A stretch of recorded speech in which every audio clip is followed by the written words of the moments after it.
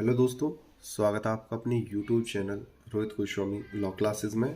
और आज मैं आपको कराने वाला हूँ LLB थर्ड ईयर। सेम है हमारा फिफ्थ। एक्ट है सिविल प्रोसीजर कोड है सिविल प्रक्रिया संहिता 1908। कोड है हमारा 5001। ये कहीं पे 501 भी लिखा जाता है, 501। ठीक है, इसे शॉर्ट में हम CPC भी बोलते हैं। और क्वेश्चन नंबर है हमारा 7, न्यायालय की शक्तियां। अब से पहले मैं प्ले लिस्ट में आपके 6 क्वेश्चन करा चुका हूं, आप प्ले लिस्ट जाके देख लीजिएगा। वहां पे आपके 6 क्वेश्चन ऑलरेडी मैं करा दिए चुका हूं। ठीक है, करा दिए हैं। बात करते हैं न्यायालय की शक्तियां। जैसा कि हम प्रत्येक वीडियो में थोड़ा क्वेश्चन को कराने से पहले थोड़ा सा एक्सप्लेन करके समझाते हैं, उसी प्रकार से यहाँ पे भी हम समझाएंगे। समझाने से पहले बस आपसे छोटी सी रिक्वेस्ट है, प्लीज चैनल को लाइक शेयर सब्सक्राइब कर दीजिएगा और दोस्तों में ज्यादा से ज्यादा शेयर करो। ठीक है, अब हम समझते हैं न्यायालय की शक्तियां। कोर्ट है यानी न्यायालय। न्यायालय किससे चलता है? लॉ से यानी कानून से चलता है। ठीक है, कानून से ही चलता है। और जो भी डिग्रियां देता है, डिग्री यानी जो निर्णय देता है, वो किसके आधार पर देता है? लॉ के यानी विधि के आधार पर ही देता है हमारा। लेकिन कभी ऐसी परिस्थितियां भी सामने आ जाती हैं कोर्ट के अंदर जहां पर लॉ जो है काम नहीं करता है।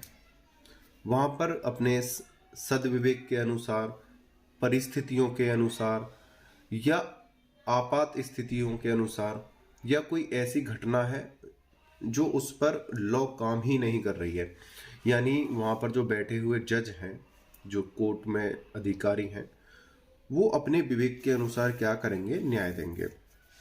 जहां लॉ काम ना कर रही हो, जहां पर विधि का निर्णय नहीं हो पा रहा हो, तो उस समय पर कोर्ट को ये आदेश दिया जाता है, कोर्ट को ये शक्तियां प्रदान की जाती हैं कि आप अपने विवेक के अनुसार, उन परिस्थितियों के अनुसार जो वर्तमान में उस समय बन रही हो, उनके आधार पर भी आप क्या कर सकते हो? निर्णय दे सकते हो या केस के अंदर फेरबदल कर सकते हो। केस में अगर तुम्हें कहीं पर कोई उतार चढ़ाव लग रहा है और वो करना बहुत जरूरी है और कानून तुम्हारा नहीं कह रहा है, लेकिन आपको लग रहा है कि इसके द्वारा आप उसे सही कर पाओगे, तो उसमें आप क्या कर सकते हो? फेरबदल कर सकते हो। इसी चीजों को क्या कहा गया है? न्यायालय की शक्तियां। ठीक है, ये जो है बहुत ज्यादा इंपॉर्टेंट क्वेश्चन है और ये क्वेश्चन हमारा 20 नंबर में अक्सर पूछा जाता है। और वो रहा हमारा लक और हमारा नसीब। ये 5 में आए, 10 में आए या 20 में आए, 5, 10 या 20, ये किस में आता है? ये हमारा लक पे डिपेंड करता है। ये हो सकता है आए ही नहीं, ये भी तो हो सकता है, और हो सकता है ये आ भी जाए। ठीक है, लेकिन है क्या? वेरी वेरी इंपॉर्टेंट है। अच्छे से समझते हैं। उम्मीद करता हूं आपको ये चीज जो मैंने समझाई है समझ में आई होगी। अपने क्वेश्चन की तरफ चलते हैं। क्वेश्चन है, सिविल न्यायालय की अंतर्निहित शक्ति के बारे में आप क्या जानते हैं? क्या आप इस मत में सहमत हैं कि न्यायालय को अंतर्निहित शक्ति नहीं प्रदान की गई है? यह शक्ति न्यायालय में इस कर्तव्य के आधार पर अंतर्निहित है कि जो पक्षकार इसके सामने हैं उन्हें न्याय दे, पूर्ण रूप से विवेचना कीजिए। ये प्रकार का क्वेश्चन आ सकता है। ये तो आपको समझाने के लिए है, इतना बड़ा क्वेश्चन आपके एग्जाम में नहीं आएगा। ठीक है, समझाने के लिए था। एग्जाम में कहां से क्या लिखा आएगा? न्यायालय की अंतर्निहित शक्तियां क्या है, उदाहरण से ही समझाइए, ये लिखा आएगा आपके कोर्ट में एग्जाम में। या सिविल न्यायालय को अंतर्निहित शक्ति के संबंध में संक्षिप्त टिप्पणी कीजिए। इसमें से या इसमें से लिखा आपको क्वेश्चन आएगा। ऊपर वाला था आपको समझाने के लिए, और ये क्वेश्चन हो जाता है हमारा वेरी वेरी इंपॉर्टेंट। अब इसे चलते हैं, देखते हैं आगे। आंसर है हमारा सिविल प्रक्रिया संहिता की धारा 151 के अनुसार, 51 के अनुसार। सेक्शन वेरी वेरी इंपॉर्टेंट होते हैं, बिना सेक्शन के आप अच्छे नंबर प्राप्त नहीं कर सकते हो। आपने थ्योरी अच्छे से याद कर ली है बट आपको सेक्शन याद नहीं है तो फिर बेकार मामला है, ठीक है। इस संहिता के अंतर्गत कोई भी बात न्यायालय की अंतर्निहित शक्तियों को सीमित या प्रभावित नहीं करेगी। इसमें क्या कहा गया है, सेक्शन 151 सीपीसी में कोई भी शक्ति, कोई भी बात न्यायालय की शक्तियों को सीमित नहीं करेगी जो न्यायालय के लिए या न्यायालय की प्रक्रिया के दुरुपयोग को रोकने के लिए आवश्यक हो। मतलब जो न्यायालय की शक्तियां हैं उनको नहीं रोकेगी सीपीसी। और धारा 151 जो न्यायालय की इज्जत को बचाता हो, यानी कि ये मान लो, यानी न्यायालय के दुरुपयोग को बचाता हो, न्यायालय के सम्मान को बचाता हो, या न्यायालय से कोई गलत काम ना हो जाए, कोई गलत निर्णय ना हो जाए, या जो वादी या प्रतिवादी है उसके साथ कुछ गलत ना हो जाए, भावनाओं का दुरुपयोग ना हो जाए, तो उसलिए न्यायालय अपनी क्या करेगा, अपनी पर्सनल शक्तियों का इस्तेमाल कर सकता है। एग्जाम्पल 1, जैसे प्रत्येक वीडियो में हम आपको बताते हैं, जब हम एग्जाम्पल करते हैं अपने लॉ पेपर में तो ये बहुत ज़्यादा इंपॉर्टेंट हो जाता है हमारे लिए कि यहाँ से हमारे अच्छे नंबर बनते हैं। और किसी कारण से आपको सन याद नहीं होता है तो आप सन छोड़ देना, याद हो जाता है और लिख देते हो तो आपको और अच्छा बेनिफिट मिलेगा। इसमें यह अभी निर्धारित किया गया है कि न्यायालय की अंतर्निहित शक्तियों का प्रयोग सत्य का पता लगाने के लिए किया जाता है। देखो यहाँ पे एक बात कही गई थी दिलीप कुमार घोष बनाम रविंद्र देव के केस में कि कोर्ट जो है अपनी शक्तियों का पालन तभी करेगा जहां पर लॉ लागू नहीं हो पा रही हो और लॉ से कोई निर्णय नहीं हो पा रहा हो, और वहां पर निर्णय या कुछ संभावना जतानी जरूरी थी, लेकिन शक्तियों का क्या करेगा, सत्य का पता लगाने के लिए करेगा, किसी दुरुपयोग के लिए नहीं, ठीक है। सिर्फ क्या है, न्यायालय से कोई सत्य घटना जो है उसको प्रदर्शित करने के लिए न्यायालय को अंतर्निहित शक्तियां इसलिए दी गई हैं कि वे पक्षकारों को न्याय देने के लिए कोई भी आदेश पारित करे जहां सीपीसी या अन्य अधिनियम में प्रावधान ना हो। यहां पे कहा गया है कोर्ट यानी न्यायालय उन शक्तियों का प्रयोग तब करेगी जब सीपीसी की कोई विधि वहां पर लागू नहीं हो रही हो या अन्य कोई अधिनियम में ऐसा प्रावधान ना दिया गया हो और वहां पर जरूरी हो कि भाई अब इसमें कुछ ना कुछ करना, फेर बदल करना बहुत ज्यादा जरूरी है, तब न्यायालय सत्य को प्रूफ करने के लिए, सत्य को साबित करने के लिए, मदद करने के लिए कोर्ट की वहां पर अपनी शक्तियों का इस्तेमाल कर सकती है। आगे चलते हैं।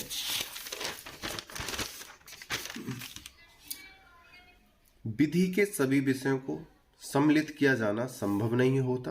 भाई देखो विधि जो है, आज आपको बता देता हूं, विधि इतनी बड़ी है, अगर आज हम पढ़ने बैठ जाएं, जैसे मैं पढ़ रहा हूं, मैं एक पर्सन हो गया, मेरा पुत्र हो गया सेकंड पर्सन बी, उसका पुत्र हो गया सी थर्ड, उसका पुत्र हो गया डी फोर्थ पर्सन। अगर इस प्रकार से अगर 4 पीढ़ी, कम से कम 3 और ज्यादा से ज्यादा 4 पीढ़ी लगातार लॉ को पढ़ें तब भी क्या नहीं होगी, समाप्त नहीं होगी। आपने देखा होगा कि किसी लॉयर के हम कैबिन में जाते हैं तो कितनी बुक्स रखी होती हैं, एक एक सेक्शन पे पूरी पूरी गाइड छपी होती है। एक एक जो सुप्रीम कोर्ट का जो आदेश आता है ना, पता है कितने पेज को आता है, 3000 page, 4000 page, 10,000 page, 8000 page, 1600 page, इस प्रकार से क्या आते हैं, आदेश, निर्णय आते हैं, डिक्रियां आती हैं। उनको पढ़ने बैठ जाओ, उनको समझने बैठ जाओ, कितना समय लगेगा। तो जो लॉ है और जो लॉ के जो कानून है, विधि है, उसको समझ पाना और उसको पूरा पढ़ पाना बहुत ही टिपिकल है, बहुत ज़्यादा कठिन है। हाँ, इतना हो सकता है हम वर्तमान की परिस्थिति को देखते हुए और अपने इम्पोर्टेंट वर्क को देखते हुए उन चीज़ों पे हम फोकस करते हैं और उन चीज़ों को ही हम पढ़ते हैं, अध्ययन करते हैं। यही बात यहाँ पर कही गई है।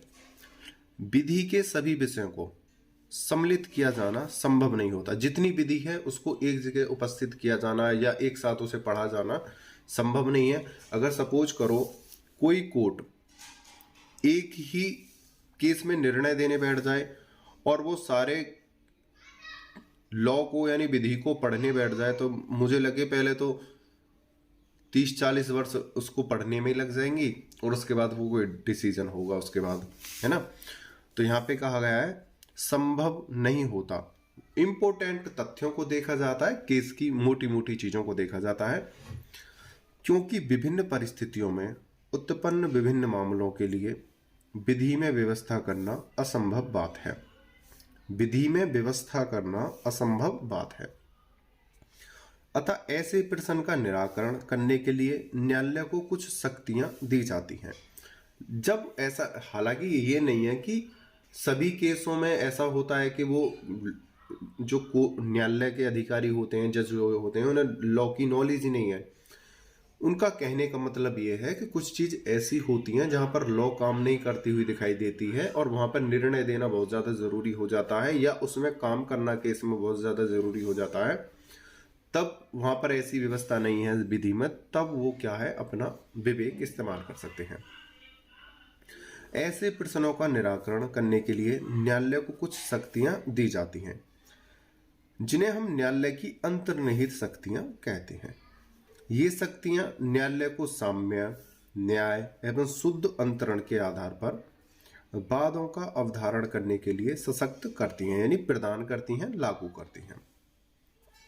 नंबर 1, राघवन और एक अन्य बनाम शंकर, अज़हुथासन 1933 केरल का है ये बात, ये आपको लिखना है।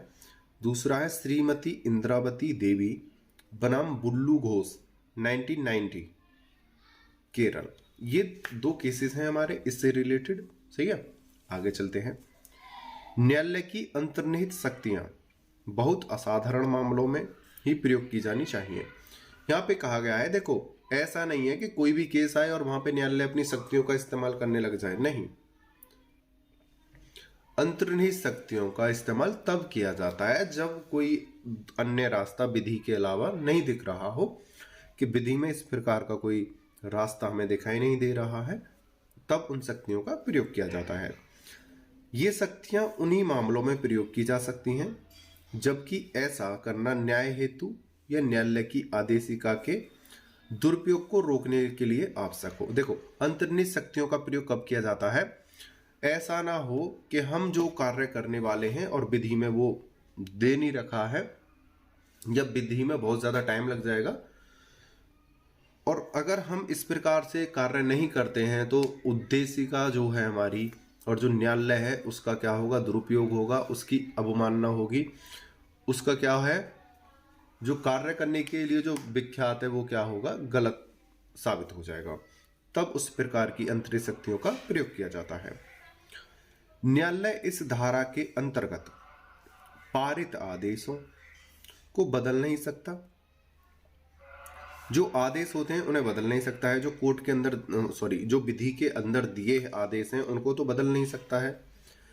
यह धारा न्यायालय को अतिरिक्त क्षेत्राधिकार प्रदान नहीं करती, बल्कि आपात स्थिति में प्रयोग करने के लिए शक्तियों का अनुसरण करती है। देखो, कोर्ट के जो अधिकारी होते हैं, जो न्यायाधीश होते हैं, वो विधि को तो चेंज कर नहीं सकती है और उन्हें आपात स्थिति के लिए वो अंतर्निहित शक्तियां दी जाती हैं कि आप भाई, कोई न्यायाधीश ये थोड़ी कहेगा कि इस प्रकार की विधि यहाँ पर नहीं है, या ये जो विधि है ये गलत है, इसे चेंज कर दो, ऐसा तो वो करेगा नहीं। अपने विवेक के अनुसार उन शक्तियों का फिर प्रयोग करेगा, बल्कि आपात स्थिति में प्रयोग करने के लिए शक्तियों का अनुसरण करती है। उच्चतम न्यायालय ने बहुत से मामलों में यह अभी निर्धारित किया है, सिविल मामलों में शक्ति का प्रयोग असाधारण में किया जाना चाहिए। देखो, उच्चतम जो न्यायालय है उसने कहा है कि ये जो शक्तियां हैं, अंतर्निहित जो न्यायालय को शक्तियां दी गई हैं, न्यायाधीश को जो शक्तियां दी गई हैं, ये कठिन से कठिन परिस्थिति में, आपात परिस्थिति में, जहां पर बिल्कुल कोई हमें रास्ता दिखाई नहीं दे रहा हो, उन परिस्थितियों में इन शक्तियों का प्रयोग किया जाना है। ठीक है। विभिन्न निर्णयों के आधार पर सामान्यतः निम्नलिखित मामलों में न्यायालय को धारा 151 के अंतर्गत अंतर्निहित शक्तियां प्राप्त हैं। नंबर 1, वादों और अपीलों का समेकन यानी शामिल करना।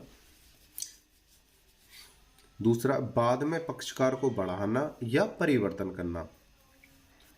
निर्धन व्यक्ति के मामले में बचाव करने का अवसर प्रदान करना। ऐसे मामले में पूर्व न्याय के सिद्धांतों को लागू करना जो संहिता की धारा 2 के अंतर्गत नहीं आते। पॉइंट है 5, न्यायालय के अवमान के लिए सरसरी तौर पर कारावास से दंडित करना। अगर कोई व्यक्ति न्यायालय का अवमान करता है, न्यायालय की इंसल्ट करता है या न्यायालय के बातों को नहीं मानता है, उन्हें खारिज करता है, तो सरसरी तौर पर उसको क्या दिया जाएगा? दंड दिया जाएगा उस व्यक्ति को जो न्यायालय अवमानना करता है, जो न्यायालय की बात नहीं मानता है। 6, अपने द्वारा प्रदत्त अमान्य या अशुद्ध आदेशों को शुद्ध करना। अगर किसी कारण से न्यायालय से कोई गलती हो जाती है, त्रुटि हो जाती है और वो कुछ गलत लिख देता है, तो उनको क्या कर सकता है? शुद्ध कर सकता है। न्यायालय शुल्क के अभाव में खारिज किए वादों को पुनः स्थापित कर देगा। 8 है, असावधानी पूर्वक दी गई न्यायालय शुल्क की वापसी आदेश देना। 9 है, ऐसे आदेशों को समाप्त करना जो न्यायालय से कपट द्वारा प्राप्त किए गए हों। ऐसे आदेशों को क्या कर देगा? न्यायालय खत्म कर देगा जो कपट द्वारा प्राप्त करे गए हैं। और ये क्या है? अंतर्निहित शक्तियां हैं न्यायालय की। न्यायालय के आदेश की अवहेलना करते हुए किए गए किसी विक्रय को निरस्त करना।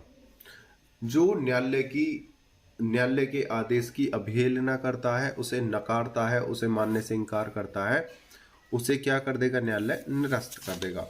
इसके अलावा और भी न्यायालय की अंतर्निहित शक्तियां होती हैं, लेकिन हमें अपने पेपर को देखते हुए, अपने एग्जाम को देखते हुए हमें इतना ही काफ़ी है। 9-10 पॉइंट हो गए हैं, काफ़ी है, इससे ज़्यादा हमें नहीं करना है। अगर इसमें जो 10 पॉइंट मैंने कराए हैं, अगर इसमें किसी कारण से आप कोई भूल जाते हो तो आप 5 या 6 बहुत हैं आपके लिए। ठीक है, 5 या 6 पॉइंट आप लिख सकते हो। उसका केसेस भी यहाँ पे दिए हुए हैं। नंबर 1 है आंध्र बैंक भंजानगर बनाम सुहांत कुमार मिश्रा 1989। दूसरा है कविता त्रेहान बनाम बालासारा हाइड्रोजन प्रोडक्ट्स ली 1995। देखो इतने मैंने केसेस यहाँ पे दिए हैं। आप पूरे पेपर के अंदर 2 से 3 केस कोई भी लिख देना, बस सफिशियंट है। मैंने तो यहाँ इसमें 5 से 7 जो केसेस दे रखे हैं, लेकिन आप 2 या 3 कहीं पे भी ऐड कर देना, लास्ट ज़्यादा से ज़्यादा 4 आपके लिए सफिशियंट है।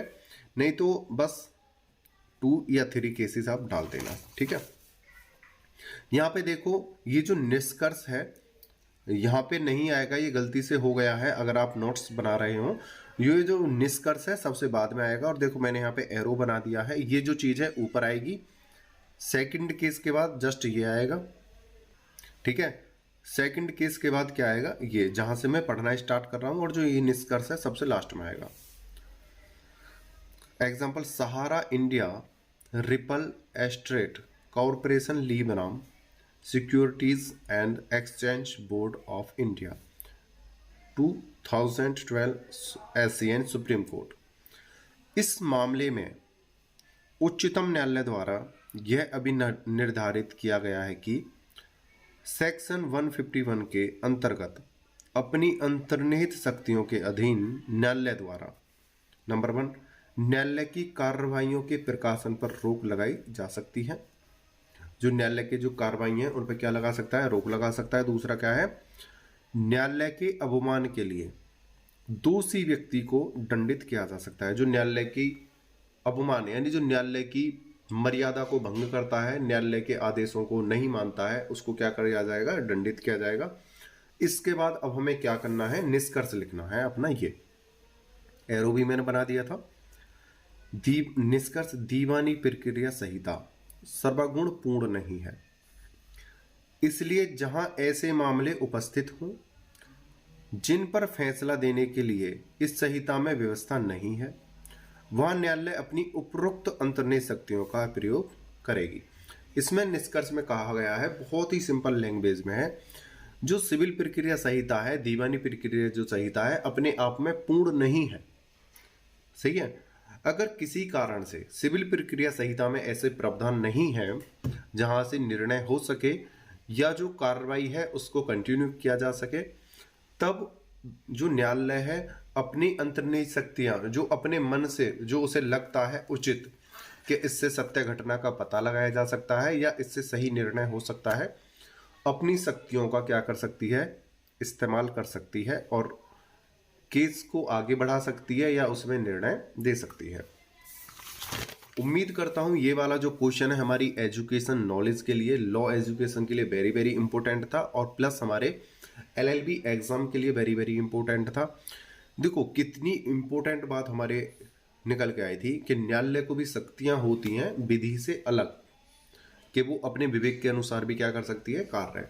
उम्मीद करता हूं यह क्वेश्चन आपको अच्छे से समझ में आया होगा। बस आपसे चलने से पहले एक छोटी सी रिक्वेस्ट है, प्लीज लाइक कर दीजिए और सब्सक्राइब कर दीजिए और अपने दोस्तों में ज़्यादा से ज़्यादा शेयर करो। आपने वीडियो को अंत तक देखा, मुझे अच्छे से सुना, उसके लिए धन्यवाद। टेक केयर, बाय बाय, जय हिंद, जय भारत।